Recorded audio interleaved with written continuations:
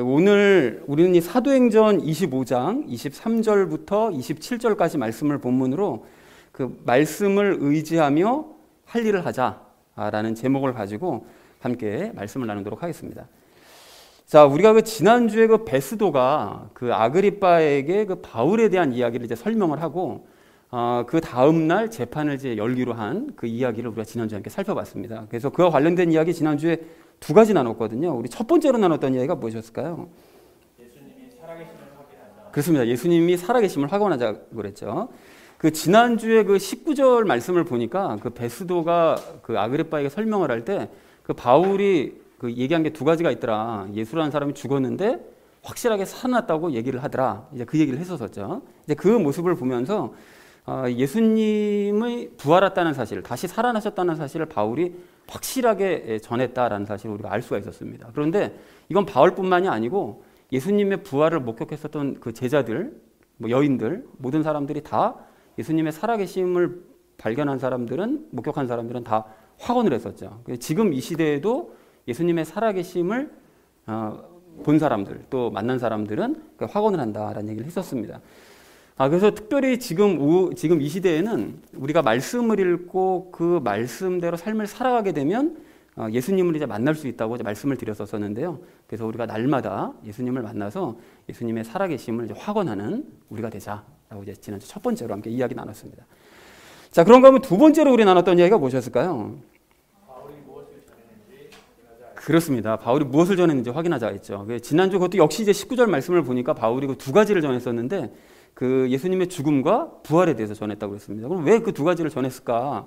예수님께서 죽으시는 것을 믿으면 우리가 이제 죄와 분리가 되고 예수님과 연합할 수 있는 준비가 되는 과정이니까 굉장히 중요한 과정이기 때문에 십자가를 전했고 또 죽음을 전했고 또 그 이후로 부활하신 예수님께서 우리 삶 가운데 또 내 안으로 들어오셔서 나와 함께 삶을 동행하시기 때문에 그것이 중요하기 때문에 그 부활에 대해서 전했다. 그러니까 죽음과 부활에 대해서 그래서 전한 것이다라는 얘기를 지난주에 이제 말씀을 이제 드렸었죠. 그래서 우리가 알 수 있는 것이 하나님께서 가장 중요하게 여기시는 것은 우리 인간들의 삶 가운데로 직접 들어오셔서 우리와 날마다의 삶을 함께 동행하시는 것, 그 삶, 그것을 우리 하나님께서는 너무나 중요하게 생각하신다라는 얘기를 우리가 나눴었고요.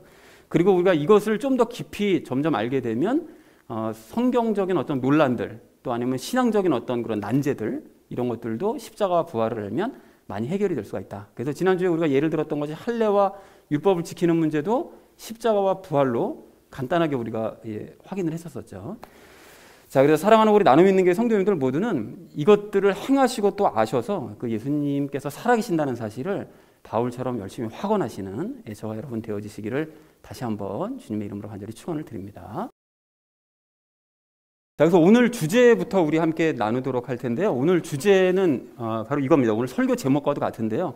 그 말씀을 의지하면서 내가 해야 될 일을 하자라는 것이 이제 오늘 말씀의 이제 주제가 되겠습니다. 그래서 먼저 이제 23절 말씀 우리 함께 좀 읽도록 하겠습니다. 이튿날 아그리빠와 버니게가 크고 화려한 행렬을 거느리고 와서 총대장들과 도시의 주요 인사들과 함께 청문회장으로 들어오고 베스도의 명령으로 바울이 끌려 나오니라고 되어져 있습니다. 여기 베스도가 아그리빠가 크고 화려한 행렬을 이제 거느리고 왔다라고 되어져 있어요. 근데 이제 바울을 재판하는데 굳이 화려한 행렬을 거느리고 올 필요가 사실 없었는데 그렇게 거느리고 온 것은 이유가 있는 거죠. 신임 총독 앞에서 자기의 이제 위세를 자랑하기 위해서 그랬던 것입니다. 이게 사실 위치적으로는 이스라엘 왕이 사실 더 높다고 할 수도 있지만 지금 식민지, 그러니까 지배를 받고 있는 상황이기 때문에 총독이 사실은 실질적으로 더 강한 사람이었거든요. 그러다 보니까 이제 기죽기 싫으니까 더 이제 신임 총독 앞에 자기 위세 자랑하기 위해서 화려한 행렬을 거느리고 온 거죠. 그런데 이제 이 복음 자체에 목말라 있었던 고넬료, 여러분 사도행전 10장 보시면 고넬료, 이방인 고넬료가 왜 복음을 너무 듣고 싶어서 베드로를 초청하고 막 이렇게 했었던 사건이 있었잖아요. 이제 그 모습과 너무 사실 비교가 됩니다. 이게 아그리빠도 사실 유대인이었었는데 유대인이었음에도 불구하고 복음에 대해 조금은 관심이 있었죠. 그렇지만 그 복음 자체에 목말라 하는 것이 아니라 그냥 위세나 과시하고 하는 이런 이 모습이 이제 이방인 고넬료와 참 비교가 많이 됩니다. 자, 그리고 총대장들과 도시의 주요 인사들도 다 이제 데리고 왔는데요. 아그리빠가 데리고 왔는데 그 아그리빠의 이런 허세 때문에 많은 사람들이 바울의 복음을 들을 이제 기회를 갖기는 했습니다. 자, 그리고 이제 바울이 이제 끌려 나옵니다. 그러니까 이게 되게 상반되는 그런 모습이잖아요. 앞에 그 아그리빠와 버니게는 화려한 행렬과 많은 사람들을 거느리고 왔는데 바울은 그냥 초라한, 그냥 감옥에서 갇혀 지냈었던 그 바울이 초라한 모습으로 이제 나오는, 서로 이제 비교가 되는 모습이죠. 그래서 아그리빠의 화려한 모습과 달리 바울의 겉모양은 초라한 죄인의 신분이었지만 사실은 바울은 의인이었죠. 하나님께서 보시기에. 그리고 또 화려한 경력의 전도자였습니다. 그러니까 하나님께서 그 바울을 인도하셔서 그 전도 여행을 그렇게 다니게 하는 화려한 경력을 가졌던 그런 전도자였다. 그러니까 아그리빠와 감히 비교가 될 수 없는 거죠. 그 내면은. 자, 그래서 23절 전체 의미를 이렇게 정리할 수 있겠는데요. 아그리빠와 버니게는 크고 화려한 행렬과 많은 사람들을 거느리며 청문회장으로 들어왔고 바울은 재판석으로 끌려 나왔다라는 것이 23절 전체의 의미가 되겠습니다. 자, 이어진 24절 말씀 우리 함께 읽도록 하겠습니다.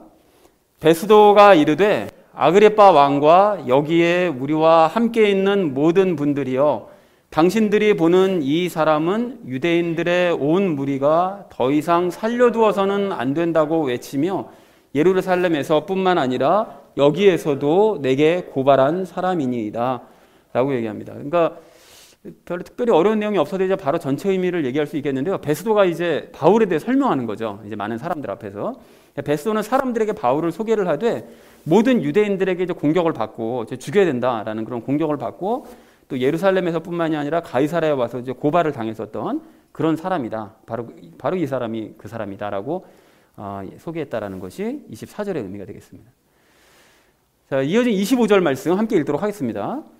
그러나 내가 알아보니 그가 죽을 짓을 한 적이 없고 또 그가 스스로 아우구스투스에게 청원하였으므로 내가 그를 보내기로 작정하였나이다 라고 얘기합니다. 그러니까 그가 죽을 짓을 한 적이 없다는 거예요. 몇 번 강조했지만 사실 베스도는 바울이 그 로마법에 어긋나는 짓을 한 것이 전혀 없다라는 사실을 너무나 잘 알고 있었습니다. 근데 어쨌든 바울이 황제에게 청원을 했기 때문에 뭐 보낼 수밖에 없는 그런 상황이었던 거죠. 그래서 자기는 무죄라는 건 알고 있지만 어쩔 수가 없었다라고 이제 얘기를 하고 있습니다. 자, 그래서 25절 말씀의 의미는 베스도는 바울이 무죄임을 깨달았지만 바울이 황제에게 청원했기 때문에 황제에게 보내기로 결정을 했다라고 설명을 했다라는 것이 25절의 의미가 되겠습니다. 자, 이어진 26절 말씀 우리 함께 읽도록 하겠습니다. 그에 관하여 내 주께 쓸 어떤 확실한 사실이 없으므로 내가 신문을 해서 무엇인가 쓸 것을 얻으려고 당신들 앞에, 특히 오 아그리빠 왕이여 당신 앞에 그를 데려왔나니 라고 얘기하는데, 이게 베스도가 이 재판을 연 목적을 확실하게 얘기하는 거죠. 이게 왜 이 재판을 열었는가에 대해서요. 그러니까 신문을 해서 뭔가 쓸 것을 얻으려고 재판을 연 건데, 바울이 좀 무죄라는 게 너무 확실하잖아요. 근데 이제 황제에게 청원을 했기 때문에 보낼 수밖에 없는데, 보내더라도 아무런 죄목도 없이 그냥 죄가 없는데 황제 앞에 데려갈 수는 없는 거니까. 그러니까 이제 베스도가 오늘 재판을 통해서 좀 죄목을 좀 함께 좀 발견해보자라고 그런 목적으로 재판을 여는 거다라고 목적을 얘기하고 있습니다. 근데 참고로 여기 이제 베스도가 내 주께, 그러니까 황제를 가리키면서 주께라고 얘기하는데 여기서 쓰는 이 주가 신으로 칭할 때 사용하는 단어를 쓰고 있습니다. 그러니까 이 로마 황제를 신으로 이제 이때 당시에는 신으로 숭배했다는 사실을, 원래 저 주가 원래는 그냥 주인과 신하의 관계를 얘기하는 주였는데 점점 이제 뜻이 이제 변화가 돼가지고 완전히 그 정말 신을 가리키는 그런 의미로 사용되게 됐죠. 자, 그래서 26절 전체 의미를 이렇게 정리할 수 있겠는데요. 베스도는 바울에 대한 죄목을 쓸 수 없었으므로 재판에 참석한 아그리빠의 도움을 얻어 바울의 죄목을 알아내기 원한다고 설명을 했다라는 것이 26절의 의미가 되겠습니다. 자, 이어진 27절 말씀, 마지막 말씀 함께 읽도록 하겠습니다. 죄수를 보내면서 더욱이 그에 대한 범죄도 밝히지 아니하는 것이 내게는 합당치 않은 것으로 보이나이다 하였더라. 이것도 뭐 별로 특별히 어려운 내용이 없어서 전체 의미를 바로 정리하자면, 황제에게 죄수를 보내면서 아무 범죄 혐의도 밝히지 않는 것은 합당치 않은 일이다 라고 이제 베스도는 설명을 했다라는 것이 27절의 의미가 되겠습니다. 그러니까 우리가 함께 그 죄목을 좀 한번 좀 밝혀보자 라고 권면을 했던 거죠. 자, 그래서 오늘 본문 말씀을 이렇게 총정리할 수 있겠는데요. 아그리빠와 버니게는 화려한 행렬과 많은 주요 인사들을 데리고 재판석으로 들어왔고, 바울도 재판석으로 이제 끌려왔다라는 것이 23절의 내용이고요. 베스도는 바울이 유대인들에게 공격을 받고 2번의 고발을 당한 사람이었다고 설명했다라는 것이 24절의 내용이 되겠습니다. 자, 그리고 베스도는 바울이 무죄임을 알았지만 혐의도 밝히지 않은 상태로 황제에게 보낼 수는 없기 때문에 그래서 오늘 재판을 통해서 아그리빠의 도움을 얻어 바울의 죄목을 밝히기 원한다라고 설명했다라는 것이 25절과 27절까지네요. 미스프린트네요. 27절까지 내용이다라는 것을 확인하실 수가 있겠습니다. 자, 그래서 오늘 말씀의 결론을 다시 한번 말씀을 의지하며 할 일을 하자라고 이제 결론을 내릴 수가 있겠는데 이것이 왜 이런 결론이 내려질 수밖에 없는지는 잠시 후에 우리가 적용 시간에 함께 말씀을 나누면서 그 의미를 깨닫도록 하겠습니다. 그 말씀을 의지하면서 해야 될 일을 할 일을 해야 될 우리가 오늘 첫 번째로 함께 나눌 이야기는 그 주시는 기회를 깨닫자라는 것입니다. 여러분 그동안 있었던 일들 있잖아요. 그 바울이 예루살렘에 들어왔을 때부터 지금까지 있었던 일들을 다시 한번 우리가 생각을 쭉 한번 정리를 해봤으면 좋겠는데요. 바울이 그 3차 전도 여행을 이제 마쳤죠. 그 마치고 예루살렘으로 이제 오랜만에 이제 들어왔습니다. 들어왔는데 일주일 있다가 어떻게 되죠? 그 헬라파 유대인들 명절에 맞춰서 오순절에 명절에 맞춰서 들어왔었던 헬라파 유대인들에게 발각이 돼가지고 그 누명을 씌웁니다. 얘가 이제 뭐 이방인들을 성전으로 데리고 왔다 막 해가지고 누명을 씌워서 막 두들겨 맞죠. 그런데 그 두들겨 맞는 모습을 지켜본 루시아 총독이 바울을 건져서 도대체 무슨 죄를 졌길래 이렇게 사람들이 흥분하냐 해가지고 이제 죄를 밝혀보려고 노력을 했는데 아무 죄가 없는 거예요. 그래서 뭐 공의회도 막 열고 막 했는데도 아무 죄가 없는 거죠. 근데 그런 상황에서 바울을 암살하려고 한다라는 어떤 첩보를 듣고 그래서 도저히 자기가 이제 감당이 안 되니까 이 바울을 벨릭스에게로 가이사랴에 있는 벨릭스에 보내기로 했었었죠. 이제 보냈습니다. 자, 근데 보냈는데 벨릭스도 바울을 데려다가 구금하고 있는 상태에서 이제 바로 그 유대인들이 왔죠. 변호인까지 데리고 와서 막 이제 바울을 고발을 했는데 고발을 해서 재판을 열어보니까 죄가 없는 거예요. 뭐 로마법에 어긋나는 일을 전혀 한 게 없는 거죠. 그리고 벨릭스는 그 이후로도 바울을 개인적으로 만나서 복음을 듣고 두려워서 이제 떨기까지 했었습니다. 이제 그래서 바울에게 좀 호의를 가지고 좀 풀어주나 싶었더니만 어떻게 됐었죠? 그 벨릭스가 나쁜 짓을 해가지고 유대인과 그리스 사람들이 서로 싸우는 거를 그리스 사람들 편을 들어가지고 그 유대인들한테 좀 피해를 많이 끼쳤었다고 그랬잖아요. 이제 그러니까 항의를 하는 바람에 이제 벨릭스가 총독자리에서 쫓겨날 때 유대인들한테 좀 호의를 좀 얻어보려고 바울을 죄 없는 바울을 희생양 삼은 거죠. 2년 동안 그냥 감옥에 구금시켜두는 이런 이제 어처구니 없는 짓을 했다고 그랬습니다. 그리고 그 벨릭스의 후임으로 들어온 그 베스도 역시도 사실은 유대인들이 고발해가지고 예루살렘에서도 뭐 고발하고 가이사랴에 와서도 고발하고 해가지고 이제 재판을 봤더니 아무 죄가 없는 거예요. 뭐라고 거를 게 없는 거예요. 아무것도. 그래가지고 역시 바울을 어떻게 놓아주려고 했지만 유대인들이 워낙 강경하게 반대를 하다 보니까 혹시 바울에게 뭐 숨겨진 죄가 있는 건 아닌가 싶어가지고 이제 오늘 부가적으로 이제 재판을 연 것이었습니다. 그래서 아그리빠한테 도움을 얻어서 좀 뭔가 좀 죄를 한번 좀 밝혀보자라고 얘기한 거죠. 자, 그런데요. 그러니까 이렇게 이제 그동안의 모든 상황들을 종합해서 살펴보게 되면 그러면 바울이 아무런 죄도 없이 이렇게 계속 감옥에 갇혔던 이유가 뭐냐. 유대인들의 억지 때문에 그런 거죠. 그리고 또 그런 유대인들의 눈치를 봤던 루시아 총대장, 또 벨릭스 총독, 또 베스도 총독, 그들이 그 유대인들의 눈치를 봤기 때문에 이렇게 바울이 억울하게 감옥살이를 할 수밖에 없었다는 것입니다. 그리고 그 사람들이 유대인들의 눈치를 왜 봤을까요? 유대인들의 눈치를 본 이유는 루시아 총대장 같은 경우에는 혹시 이제 바울이 로마인인데 몸상하면 책망받을까봐, 윗사람한테 책망받을까봐 겁나가지고 유대인들 눈치를 볼 수밖에 없었고, 또 벨릭스 총독이나 베스도 총독 같은 경우도 유대인들이 저러다 폭동이라도 일으키면 골치 아파지니까 황제한테 뭐라고 이제 또 문책받을 거 아니겠어요? 이제 그러다 보니까 그 눈치 때문에 어쩔 수 없이 유대인들의 이제 눈치를 보게 되는 이제 이런 일들이 연쇄적으로 계속 일어나더라는 것입니다. 그런데 안타까운 일이 뭔가 하면 특별히 이 세 사람 있잖아요. 그 루시아 총대장이나 뭐 벨릭스 총독이나 베스도 총독 이 세 사람이 그렇게 유대인들한테 이렇게 끌려다니고 뭐 자이든 타이든 끌려다니고 상사나 어떤 황제의 책망에만 신경을 쓰는 바람에 정작 그 사람들이 그 복음의 달인이었던 그 바울이요.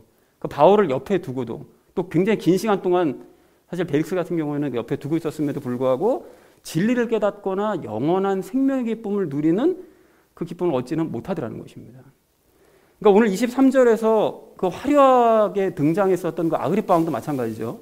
그 아그리빠 왕도 지난 시간에 그랬었잖아요. 바울이 예수님께서 살아계신다라는 얘기를 듣자마자 굉장히 복음에 관심을 가졌어요. 듣고는 싶어 했었는데 사실은 그 복음 자체에 그 사람이 관심이 있는 것이 아니라 그 복음보다는 자기의 위세를 과시하는 거. 이게 더 자기한테 중요한 일인 거죠. 이제 그러다 보니까 아그리빠 역시 바울이 전하는 복음을 듣고도 이제 나중에 이제 살펴보시겠지만 별 감흥을 얻지 못합니다. 그래서 그냥 재판에 대해서 나는 그냥 내 의견은 이렇다. 뭐 복음에 대해서 아무 얘기도 안 하고요. 도리어 복음에 대해서 이제 흥분하는 거는 베스도가 흥분을 했고 아그리빠는 그렇게 관심이 있었음에도 불구하고 별 뭐 감흥이 없었던 거예요. 그래서 그냥 재판에 대해 내 소견은 이렇다라고 얘기하고 그냥 말더라는 것입니다. 그러니까 이렇게 해서 이제 바울을 옆에 두고도 복음을 듣고도 다 놓치는 거예요, 기회들을. 그리고 특별히 이 아그리빠 왕이나 베스도 같은 경우에는 오늘 이 재판을 주관하는 게 자기들이라고 생각하고 있잖아요. 재판의 주관자는 자기들이고 또 자기들이 이제 바울을 판단하고 재판하는 자리라고 생각을 했을지 모르겠지만 사실 오늘 이 재판 자리는 하나님의 시각으로 보면 하나님께서 바울을 통해서 복음을 들려주시고 예수님을 영접할 수 있도록 기회를 주시는 자리였다는 것입니다. 근데 그걸 깨닫지 못한 그 두 사람은 특별히 더 이번 기회도 날려버리고요 말더라는 것이죠. 자, 그런데 이러한 모습은 여러분 이제 지금도 마찬가지입니다. 여러분 이게 안타깝게도 이 시대에 이제 많은 이제 교인들이 그 복음 자체에 관심을 가지기보다는 자신의 사회적인 위신을 과시하기 위해서 교회에 오는 경우가 참 많아요. 그래서 뭐 장로님들, 뭐 가족들 보면 한 무리로 우르르 막 들어와가지고 사회에서 무슨 뭐 판사, 뭐 검사, 뭐 이런 사람들 막 이런 사람들 막 큰 교고 막 이러는 경우 있잖아요. 그리고 세상에서 돈, 명예, 권세를 주로 모시는 아까 전에 그 베스도가 황제를 주로 모시듯이 돈, 명예, 권세를 이제 주로 모시다가 이제 교회 오는 사람들도 있고요. 아니면 목사나 교역자나 어떤 구역장들에게 책망받지 않으려고 아까는 베스도나 벨릭스가 이제 책망받지 않으려고 막 눈치 보고 막 이랬던 것처럼 그런 목사나 교역자들을 이제 눈치 보면서 교회 오는 사람들도 있어요. 안 나오면 이제 혼날까봐. 그리고 정반대로 자기가 마치 재판의 주관자요, 또 이제 평가자인 것처럼 그 베스도랑 아그리빠가 그랬던 것처럼 그 목사가 설교 시간에 틀린 말 하지 않나 이거 재판하러 그거 때문에 오는 건 아니겠지만 그런 사람들이 있다는 거죠. 그리고 교역자나 어떤 성가들이 실수하지 않나, 뭐 틀린 짓 하지 않나 이거 평가하러 오는 것처럼 그 교회에 오는 사람들도 이제 있다라는 것입니다. 자, 그런데 이렇게 이제 오늘 본문의 베스도나 아그리빠와 별 다를 바 없이 행동하는 지금 이 시대의 사람들이 놓치고 있는 것이 무엇이냐, 깨닫지 못하는 것이 무엇인가 하면 그들이 참석하는 그 예배의 자리는 자기의 위세를 과시하거나 아니 뭐 남의 눈치를 보거나 남을 평가하기 위해서 오는 자리가 아니라 사실은 하나님께서 자기 자신에게 기회를 주시는 자리라는 것입니다. 무슨 기회예요? 참된 복음을 듣고 예수님을 만날 수 있는 기회를 주시는 자리라는 거죠. 그 자리가. 그러니까 마치 그 바울을 재판하는 자리가 사실은 복음을 듣고 예수님을 만날 수 있는 기회를 하나님께서 주신 그 기회 자리였던 것처럼 예배의 자리가 바로 그런 기회 자리라는 거예요. 그리고 또 그 기회를 깨닫지 못했었던 베스도와 아그리빠가 그 기회를 날려버렸던 것처럼 그것을 깨닫지 못하는 이 시대의 많은 그 교인들이 계속 그런 식으로 살아간다면 그 기회를 번번이 날릴 수밖에 없다라는 것입니다. 자, 그렇다면 중요한 건 항상 우리죠. 우리는 어떨까요? 여러분, 우리는 이미 참된 복음을 깨닫고 또 예수 그리스도를 만난 줄로 믿습니다. 자, 그러면 우리는 참된 복음 깨닫고 예수님도 만났으니까 뭐 예배 시간에 그러면 모일 필요가 없는 거 아닌가? 예배 시간에 우리 그러면 예배 시간에 뭐 그런 기회를 주신다면서요?라고 이제 생각하시니까요. 그러면 뭐 아무 기회도 주지 않으시는 거 아닌가요?라고 생각하실지 모르지만 그렇지 않습니다. 당연히 지난주에 말씀드렸던 것처럼 우리는 예수님을 한 번 만나고 말아야 되는 것이 아니라 매 순간 만나야 된다고 말씀을 드렸었죠. 이제 그렇다 보니까 이 예배의 시간은 깨달은 복음을 더욱 깊이 있게 깨닫는 그 기회의 시간이고 또 예수님을 다시 한번 또 만날 수 있는 그런 기회의 시간이라는 거죠. 그러니까 하나님께서 기회를 주시는 거예요. 그러면 우리 모두가 올해 교회의 그 표어대로 올해 교회 표어가 뭐죠? 예배에 전념하자죠. 그러니까 예배에 전념하자는 것이니까 예배 시간마다 복음을 더욱 깊이 있게 깨달아가고 예수님을 더 깊이 만나게 되시기를 소망을 합니다. 자, 그렇다면 뭐 예배를 드리는 이 시간만 중요한 거냐? 그게 아니죠. 우리가 일상적인 삶도 예배가 될 수 있다고 말씀을 드렸었잖아요. 이제 그러다 보니까 매일의 삶도 예수님의 그 복음을 더욱 깊이 있게 깨닫는 시간이요, 또 예수님을 더 깊이 있게 만나는 그 기회의 자리가 될 수 있는 줄로 그렇게 믿습니다. 사랑하는 우리 나눔 있는 교회 성도님들 모두는 매주일 예배 시간과 매일의 일상적인 삶을 하나님께서 주시는 기회의 이 시간으로 인식하시기 바랍니다. 여러분 그렇게 하셔서 바울처럼 복음과 예수님을 더욱 깊이 깨달아가고 복음의 달인이 되셔서 주변의 사람들에게 예수님을 만날 기회를 제공해 주시는 저와 여러분 되어주시기를 주님의 이름으로 간절히 축원을 드립니다. 자, 말씀을 의지하면서 할 일을 해야 될 우리가 오늘 두 번째로 함께 나눌 이야기는 예수님 바라보면서 말씀 붙들자는 것입니다.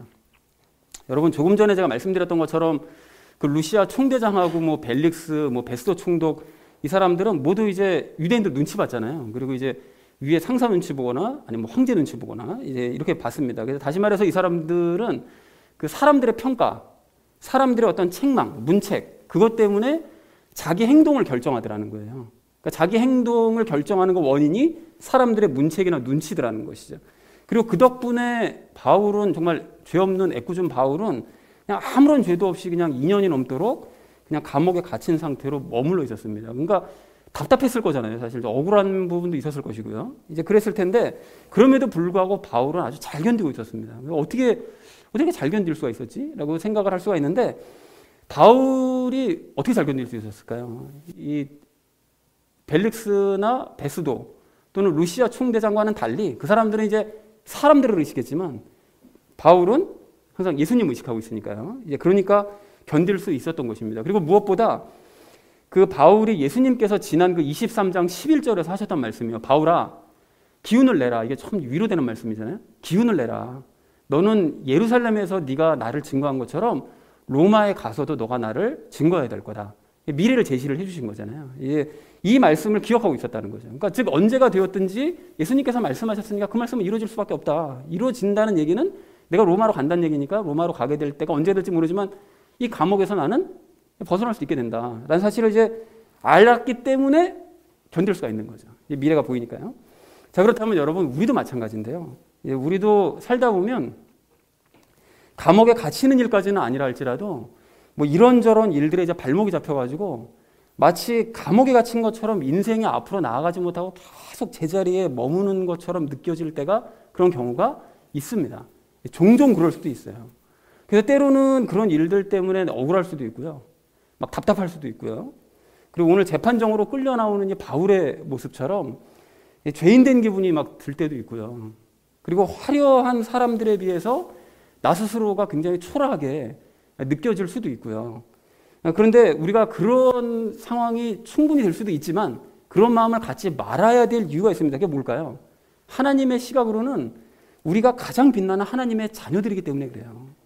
우리가 사람 시각으로 나 자신을 볼 게 아니라는 거죠. 그리고 특별히 연합의 복음을 깨닫고 실제로 예수님과 연합해서 살아가고 있는 우리잖아요. 우리가 그렇고 있는 한 연합에 관해서는 우리가 뛰어난 경력의 소유자이기 때문에 우리가 절대 세상에게 기죽을 필요가 없다는 것입니다.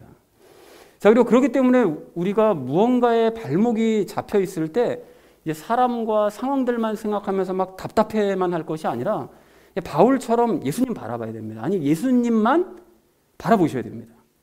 그리고 바울처럼 약속해 주신 그 말씀을 붙잡으셔야 돼요. 이번에 그 코로나 때문에 제가 12월 말서부터 그 예배를 못 드린 걸로 알았는데 12월 중순서부터 저희가 대면 예배를 못 했었더라고요. 그래서 한 2달 한 반 정도 동안 또 이제 못 모이고, 저번에도 그랬었는데 이번에도 또 못 모이고 예배를 이제 비대면으로 드렸었죠. 근데 그렇게 모이지 못한 상태로 있다가 지난주에 수요 성경부 시간을 계기로 이제 몇몇 분들과 얘기를 해보니까 그 힘든 일들을 다 겪고 계셨었더라고요. 뭐 얘기 나누지 못한 다른 분들도 각자의 힘든 일들을 다 겪고 계시겠죠. 자, 근데 그럼에도 불구하고 이제 그 얘기를 나눠본 그 몇몇 분들 모두가 그 억울해하거나 뭐 답답해하거나 뭐 원망의 마음을 갖거나 스스로를 뭐 초라하게 생각하거나 전혀 그러시지 않으시고 예수님 바라보고 예수님 의지하면서 마음의 평안을 유지하시고요. 또 굉장히 기뻐하시고 막 이런 모습을 봤습니다. 그래서 그게 너무 감사한 거예요. 막 도전도 되고 참 너무 참 고맙다라는 생각이 들었습니다. 근데 사실은 저도 근래에 한 가지 좀 힘든 일이 생겼는데요. 저 역시 그 일로 인해서 지금까지도 이제 스트레스 많이 받고 있고 굉장히 답답하기도 하지만 그럼에도 불구하고 예수님 바라보고 이제 의지해서 하루하루 이제 평안을 이제 되찾아가는 중에 그러고 있습니다. 자, 그런데 이번에 이렇게 힘든 일을 제가 이제 겪으면서 또 한 번 이제 말씀의 어떤 의미와 그 원리를 깨닫는 시간을 제가 이제 가졌는데요.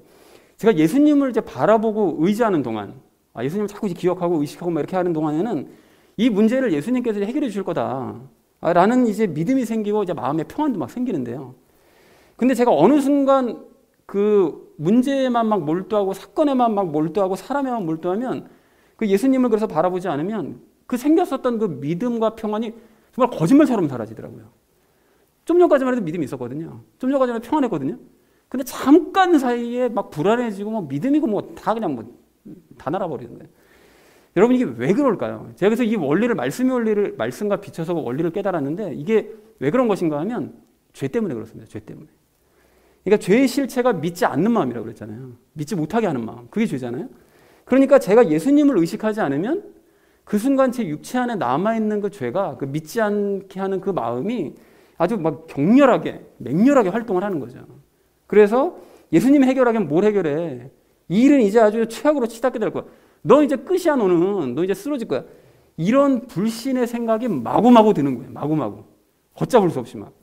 그리고 그로 인해서 마음의 평화는 다 깨져버리고 괴로움과 슬픔, 막 분노, 걱정의 마음들만 남게 되더라는 것입니다. 그러면서 제 자신을 딱 보니까요. 불신자예요, 불신자. 뭐 목사 이걸 떠나서 그냥 불신자랑 똑같더라고요. 예전 상태랑 똑같더라고요. 근데 그러다가 다시 예수님 바라보고 의지하면서 시간을 보내면 다시 믿음과 평안이 회복되는 이런 상태를 이제 반복하더라는 것입니다. 그래서 예전에 제가 로마서를 제대로 이해하지 못했었을 때는 이렇게 믿음이 막 오르락내리락 하는 이제 제 자신의 모습을 이제 볼 때마다 목사를 떠나서 아니 어떻게 그리스도인이라는 인간이 이렇게 믿음이 없을까? 막 이렇게 생각하면서 심하게 스스로를 이제 자책하고 막 이랬었는데요. 근데 이제 말씀의 원리, 특별히 이제 로마서 7장 말씀의 그 원리를 깨닫고 나니까 이게 자책할 일이 아니더라고요. 전혀 자책할 일이 아니라 내 안에 죄가 남아있는, 그러니까 내가 죽기 전까지는 이 땅에서 내가 생명이 끝나기 전까지는 이럴 수밖에 없는 거예요. 죄가 계속 남아있으니까. 그리고 정도의 차이만 있을 뿐 어쩌면 평생 이러고 살 수도 있겠다. 물론 지금은 막 그렇게 격렬할지라도 나중 가면 좀 덜해지겠죠. 하지만 정도의 차이는 있겠지만 평생 이럴 수 있고. 그러니까 바울도 죄 때문에 이렇게 괴로워했던 거구나. 로마서 7장에서 이 사망의 몸에서 누가 나를 건져내랴. 막 이렇게 얘기했던 이유가 그렇게 죄가 막 요동치면 막 지가 어떻게 감당이 안 되니까요. 본인도. 자, 그렇다면 이럴 때 어떻게 되느냐. 어떻게 될까요, 여러분? 우리가 예수님 바라봐야 되는데 좀 더 구체적으로 예수님의 말씀이시기 때문에 여러분 말씀 붙드셔야 됩니다. 좀 전에도 말씀드렸던 것처럼 이제 바울이 로마로 이제 가야 된다는 그 예수님의 말씀을 이제 기억하면서 언젠가 됐든지 간에 내가 이제 로마로 가긴 갈 거니까 그렇게 되니까 내가 이 감옥에서 벗어날 수 있다 언젠가는. 이걸 생각하면서 그 시간을 버텨낼 수 있었던 것처럼 우리도 그래야 된다는 거죠. 그래서 아닌 게 아니라 저도 그 로마서 7장 말씀, 방금 말씀드렸던 그 로마서 7장 말씀과 원리를 이번 사건을 통해서 적용시켜서 직접 체험해보고 다시 한번 이걸 깨닫고 나니까 스스로를 질책하지 않게 되고 그러니까 마음도 한결 가벼워지고 또 용기가 생긴 것처럼 이 말씀을 붙잡는 것이 그래서 너무나 중요한 일이라는 거죠. 말씀 붙잡고 그 원리를 이해하고 내 삶을 적용시키는 게 너무 중요해요. 자, 그런 의미에서 지난주에 말씀 카드 나눠드렸잖아요. 그래서 그 말씀 카드 나눠드렸는데 올해는 제가 특별히 요한복음 말씀에서만 특별히 그 14장에서 16장에 있는 그 예수님께서 말씀 많이 하신 그 부분에서만 이제 말씀을 뽑았는데 간절한 마음으로 지난주에 그 말씀 카드 받으신 분들은 그 말씀이 올 한 해 바울에게 주셨던 약속의 말씀과 똑같은 말씀이 될 줄로 믿습니다. 그리고 그 말씀 붙들고 여러분 기억하시는 한 죄의 요동침을 물리치고 예수님만 바라보심으로써 믿음과 평안을 유지하게 되실 줄로 그렇게 믿습니다. 그렇게 되시기를 또 축원을 합니다. 자, 그럼 우리가 말씀 카드만 붙들어야 되느냐? 아니죠. 아니고 지금 이 시간 주일 예배 시간에 나눈 이 말씀을 통해서도 우리가 예수님께서 주시는 말씀 붙으실 수가 있어요. 그러니까 우리가 삶을 살아가면서 그 정말 귀를 예민하게 세우셔야 돼요. 그 나에게 들려주시는 말씀이 뭔가를 예민하게 좀 들으실 필요가 있습니다. 그리고 매일 나누는 큐티 말씀을 통해서도 또 개인적으로 읽는 성경 말씀을 통해서도 또 수요 성경 공부 모임 참석하시는 분들은 그 말씀을 통해서도 우리 예수님의 말씀을 붙들 수 있는 거죠. 그리고 또한 부가적으로 예배의 찬양 시간, 또 개인적으로 하는 찬양 시간, 또 그리고 기도를 통해서도 또 사람들과의 대화를 통해서도 우리는 예수님의 말씀을 붙들 수 있습니다. 그러니까 이런 식으로 따져보면 사실 우리가 예수님의 말씀을 들을 수 있고 붙잡을 수 있는 기회는 사실 엄청 많은 건데 그런데 사실은 우리가 자꾸 이제 문제에만 매몰되고 사람에게만 신경을 쓰다 보니까 그 말씀들을 듣지 못할 뿐이라는 것이죠. 그래서 사랑하는 우리 나눔 있는 게 성도님들 모두는 바울이 그랬던 것처럼 말씀 붙드시기 바랍니다. 문제에만 매몰되고 사람만 바라보면 죄가 유동쳐서 이거 믿음과 평안 사라질 수밖에 없다. 이 사실 여러분 꼭 기억하시고요. 그래서 죄가 유동치지 못하게 하기 위해서라도 오래 받은 말씀, 또 예배 시간, 큐티 시간, 또 개인적으로 읽는 성경, 또 그리고 찬양과 기도를 통해서 여러분 주시는 말씀들 붙들으시고 그로 인해서 바울이 누렸던 그 믿음과 평안 안에 거하시는 저와 여러분 되어지시기를 주님의 이름으로 간절히 축원을 드립니다. 자, 말씀을 의지하면서 할 일을 해야 될 우리가 오늘 마지막 세 번째로 나눌 이야기는 오늘 해야 할 일을 하자는 것입니다. 여러분 그동안 말씀을 우리가 나눠와서 이제 아시는 것처럼 바울은 가이사랴의 감옥에서 이제 2년 동안 이제 투옥돼 있었잖아요. 그러니까 물론 그 감옥에 있는 동안 바울이 막 굉장히 부자유했던 건 아니고요. 벨릭스가 명령했었잖아요. 이제 자유롭게 돌아다니게 해라. 그리고 사람도 만날 수 있게 해줘라. 이렇게 했기 때문에 그 안에서는 자유할 수 있었겠지만 사실 생각해보면 2년 동안 한 장소에 갇혀서 계속 있다는 것 자체가 답답할 수밖에 없잖아요. 바깥을 나가지를 못하니까. 이게 정말 답답하긴 했을 텐데 그런데 바울은 억울하고 답답하다고 그래서 뭐 재판이 열릴 때 막 불성실한 태도로 뭐 죽이려면 죽여라. 뭐 이런 식으로 하지 않았고요. 그리고 또 앞으로만 나는 로마로 갈 거니까 지금은 나 아무것도 안 하고 그냥 쉴래. 이렇게 빈둥거리지도 않았습니다. 그러니까 바울은 재판이 열릴 때마다 그때를 기회로 삼아서 자기가 해야 될 일을 했죠. 자기가 해야 될 일이 뭐죠? 복음을 전하는 일. 그러니까 그 장소를, 그 시간을 기회로 삼아서 복음 전하는 일에 최선을 다하더라는 것입니다. 그렇다면 여러분, 우리도 마찬가지입니다. 이제 아까도 말씀드렸던 것처럼 우리도 여러 가지 일들에 이제 그 발목이 잡혀서 그 삶이 힘들어질 수 있어요. 근데 그렇게 발목이 잡혀서 힘들 때 그럴 때 답답하다고 그래서 해야 될 일을 하지 않고 불성실한 태도로 지내서는 안 됩니다. 해야 할 일을 하셔야 되는 거죠. 해야 될 일이 뭘까요? 마태복음 28장 19절 20절 말씀이죠. 너희는 가르치고 세례를 주고 그리고 행하게 해라. 이것이 예수님께서 우리에게 할 일이라고 맡겨주신 일이잖아요. 이게 바로 우리의 본업이고 해야 될 일이라는 것입니다. 그런데 이렇게 해야 될 일을 제대로 하기 위해서 우리가 조심해야 될 것이 무엇인가 하면 앞날의 일을 미리 예상하거나 근심하거나 고민하지 말아야 된다는 거죠. 그런 의미에서 예수님이 그 마태복음 6장 34절에서 뭐라고 말씀하셨느냐. 개역 한글 성경 아까 전에 우리 찬송가 그 가사에도 나와 있던 것처럼 내일 일은 내일 염려하라 한날 괴로움은 그날에 족하다 이렇게 해석이 되는데 사실 흠정역은 이렇게 되어 있습니다. 그러므로 내일을 염려하지 말라. 내일이 자기 것들을 염려할 것이요 한날의 악은 그날에 족하다. 그 여기서 악은 계속 말씀드리지만 무슨 뭐 사탄이나 뭐 이런 것 뜻하는 것이 아니라고 그랬죠. 예수님과 함께하지 않는 것이 악이라고 그랬습니다. 그러니까 아까 말씀드렸던 것처럼 내가 죄를 유동치도록 만들어 그냥 방치해서 그래서 예수님을 믿지 못하는 상태. 예수님이 막 믿어지지 않도록 그냥 방치하는 상태. 그게 악이에요. 그게. 예수님과 함께하지 않는 상태니까. 그게 악입니다. 그러니까 그렇게 예수님을 믿지 못하는 악 때문에 앞으로의 일을 미리 막 땡겨서 걱정하고 염려하고 근심하는 거 이게 그날로 족하다는 거예요.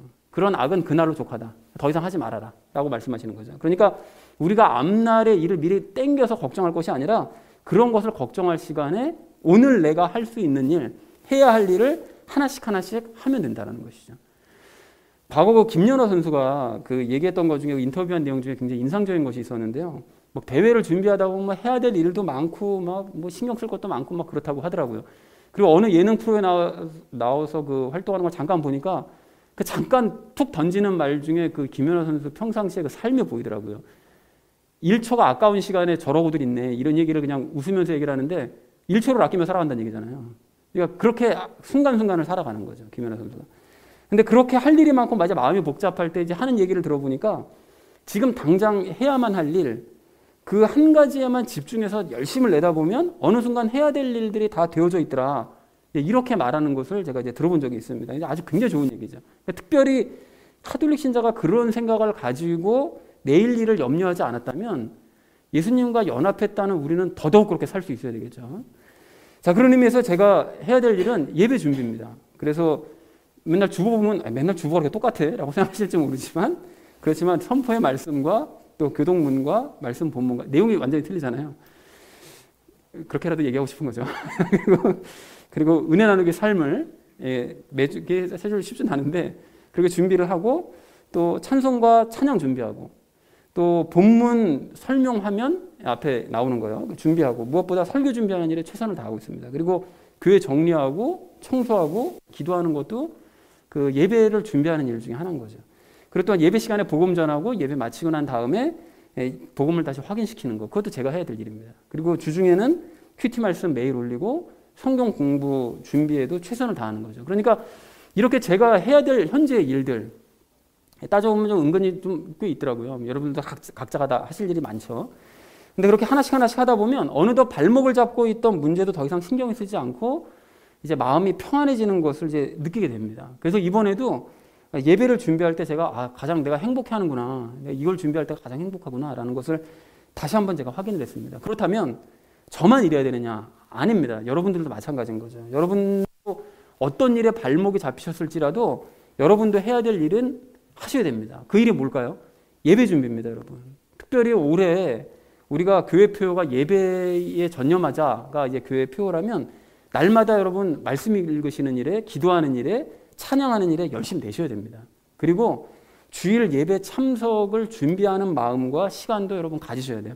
전날 그 토요일 같은 경우에는 가급적이면 딴 때보다 더 일찍 잠자리에 들려고 하시고 마음도 준비하시고 말씀도 미리 읽어보시고 하는 이런 준비 과정이 필요하다는 거죠. 또한 내가 깨닫고 들은 그 복음대로 살아내고 그것을 바울처럼 다른 사람들에게 전파하는 일도 그것도 내가 해야 될 일입니다. 그것이 우리의 본업이자 그의 나라와 그의 의를 구하는 태도라는 거죠. 그러면 어떻게 하신다고요? 하나님께서 이 모든 것들을 더해 주신다는 것이죠.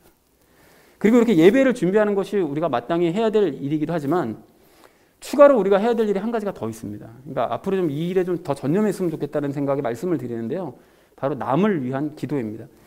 예전에도 제가 중보기도의 필요성에 대해서 말씀드리면서 우리가 남을 위해서 구하고 찾고 두드려주자 이런 말씀을 제가 드린 적이 있었는데요. 마태복음 7장 12절 말씀에 근거해서요.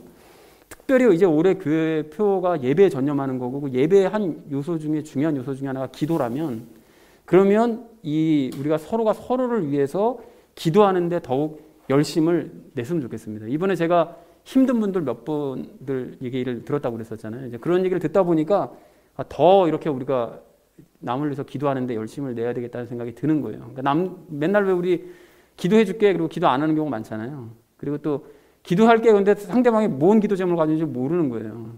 막연하게 그냥 저 사람 어떻게 기도 제목 해결해 주세요. 이렇게밖에 기도를 못 한단 말이죠. 정확하게 알지 못하니까. 자, 그래서 한 가지 제가 생각하는 것이 무엇인가 하면 앞으로 코로나 상황이 이제 어떻게 진행이 될지는 모르겠지만 예배 후에 우리가 예전처럼 식사를 하고 난 이후든 식사를 안 하든 다시 이제 모일 수 있는 환경이 주어진다면 그 시간에 그 일주일 동안 어떤 삶을 살았는지 또 현재 지금 어떤 고민을 가지고 있고 어떤 기도 제목을 가지고 있는지를 좀 간단하게 나누는 시간을 앞으로 좀 가졌으면 좋겠습니다. 예배 후에. 그리고 그것을 매주 그렇게 할지 아니면 간격을 두고 할지 아니면 각자 시간을 어떻게 배분할지 이런 건 구체적으로 생각해 본 것은 없지만 우리가 진지하게 서로의 얘기를 듣고 구하고 찾고 이제 두드림으로써 중보기도의 능력을 체험해 보았으면 참 좋겠다. 참 대단한 능력이긴 하거든요. 그러니까 그런 능력을 좀 체험해 봤으면 좋겠다라는 생각을 해봤습니다. 그리고 그렇게 하다 보면 예수님께서 이 기도 모임의 그 방향과 모양도 이제 결정을 해주시겠죠. 예, 사랑하는 우리 나눔 있는 교회 성도님들 모두는 이 미래를 걱정하지 마시고 또 내일 일을 염려하지 마시고 약속해 주신 말씀대로 이루어질 때까지 여러분 오늘 내가 해야 될 일을 한 가지씩 성실하게 해가시기를 바랍니다.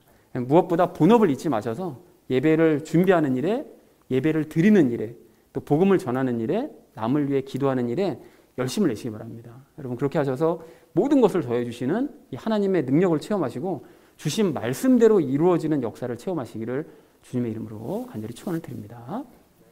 자, 이제 말씀을 정리합니다. 오늘 우리는 이 사도행전 25장을 이제 마치면서 그동안 바울이 겪었던 그 일들 그리고 현재 겪고 있는 일들 그것에 대한 의미를 살펴보는 시간을 가졌습니다. 세 가지 이야기 나눴죠. 주시는 기회 깨닫자고 그랬습니다. 예배 시간이 사실 하나님께서 우리에게 복음을 더 깊이 깨닫고 예수님을 더 만날 수 있는 깊이 만날 수 있는 기회를 주시는 시간이다. 그리고 말씀 붙들자고 그랬죠. 바울이 현재 상황을 견딜 수 있었던 것이 말씀이었던 것처럼 우리도 주신 말씀, 말씀 카드가 됐든 예배 시간이 됐든 개인적으로 성경이 됐든 말씀을 붙들어서 현재의 힘들고 어려운 상황을 이겨내자라고 말씀을 드렸고요. 그리고 마지막 세 번째는 오늘 할 일을 하자고 그랬죠. 그러니까 아무것도 우리가 힘들다고 해서 아무것도 안 할 것이 아니라 오늘 나에게 주어진 일, 예배를 준비하고 예배를 드리고 또 남을 위해서 기도하고 하는 그런 일들을 우리가 열심을 내자라고 말씀을 드렸습니다. 사랑하는 우리 나눔 있는 교회 성도님들 모두는 오늘 말씀들을 여러분 실천하셔서 이 죄가 만들어내는 그 고민과 염려로부터 탈출하시기 바랍니다. 그리고 예수님께서 바울에게 허락하셨던 그 평안과 믿음을 다시 한번 회복하시는 저 여러분 되어지시기를 주님의 이름으로 간절히 축원을 드립니다. 우리 함께 기도하겠습니다.